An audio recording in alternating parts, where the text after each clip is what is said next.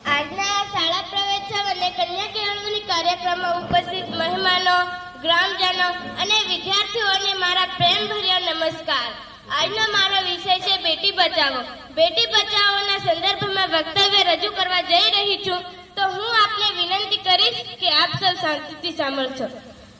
મહાન પુરાતન સંસ્કૃતિ અને ધર્મપરાયણ એવા ભારત દેશના સરકારે દીકરીઓને બચાવવા માટે બેટી બચાવો અભિયાન શરૂ કરવાની જરૂરી ઊભી થઈ છે.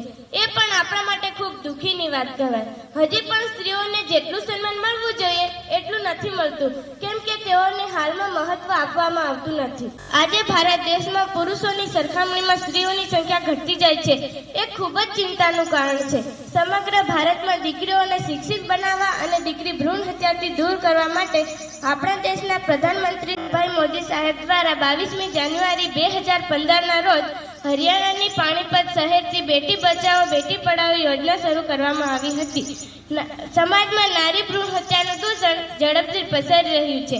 આ સમસ્યા પર ગંભીર ચિંતન કરી તેના વિરુદ્ધ ઝુંબેશ ઉઠાવવા આપણે સૌએ સક્રિય થવાની જરૂર છે. નહીં તો ભાવાની સમસ્યા વિકટ પરિસ્થિતિ સર્જશે. શું સ્ત્રી વિહોણીની દુનિયાની કલ્પના પણ આપણે કરી શકીશું? દુનિયામાં સ્ત્રી જ ન હોય તો સંસાર વંશવેલો કશું જ સંભવિત નથી. માતા, બહેન, પત્ની વગેરે સ્ત્રી સંબંધોની સાથે જ સંસાર ટકી રહ્યો છે. જીવ જીવને જ જન્મ આપી શકે છે. મૃત પદાર્થમાંથી કદી જીવ ન સંભવે. કહેવાય છે કે પુરુષ ઘરનું આંગણું, નારી ઘરનો મોભ, નારી શક્તિનું રૂપ છે, ન ભૂલો એના જોમ. સમાજમાં ખોટી માન્યતા અને લોકમાનસન રૂઢ થયેલા વિચારો એ જ સ્ત્રી ભ્રૂણ હત્યાને સળગતો પ્રશ્ન બનાવી દીધો છે.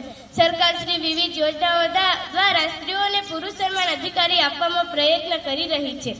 બેટી બચાવો યોજના તે પૈકીની એક છે. દેશમાં સતત ઘટી રહેલા કન્યા શિશુ પ્રમાણને સંતુલિત કરવા માટે આ યોજના શરૂ કરવામાં આવી છે. ભારતમાં પુરુષોની સરખામણીમાં સ્ત્રીઓની સાક્ષરતા દર ખૂબ જ ઓછો છે. આ પણ સ્ત્રીઓના શોષણનું એક કારણ છે. તેથી બેટી બચાવોનો મુખ્ય ઉદ્દેશ કન્યાઓનું પ્રમાણ વધારીને તેમને માન સન્માન અપાવવાનું છે. દીકરી એ બે કુળને તારે છે. દીકરી પિતાનું તેમજ પતિનું એમ બે કુળની લાજ રાખે છે. નારી તો ખરેખર નારાયણી છે. અત્યારની પરિસ્થિતિમાં થોડોક તો સુધારો આવ્યો જ છે. વિવિધ યોજનાઓ અને સરકારના અથાગ પ્રયત્નોથી સ્ત્રીને આજે સમાજમાં મોભાનું સ્થાન પ્રાપ્ત થયું છે. આજે ભારત દેશમાં સ્ત્રીઓ વિવિધ ઊંચા પદો પર વિરાજમાન છે, જે આપણા માટે ગૌરવની વાત છે. તો હું અંતમાં આટલું જ કહેવા માંગીશ કે દીકરી કે દીકરો સમાન ગણી સમાજને મોભાનું સ્થાન આપીશું. બેટી હે તો કલ હે. સહ અસ્તુ જય હિન્દ.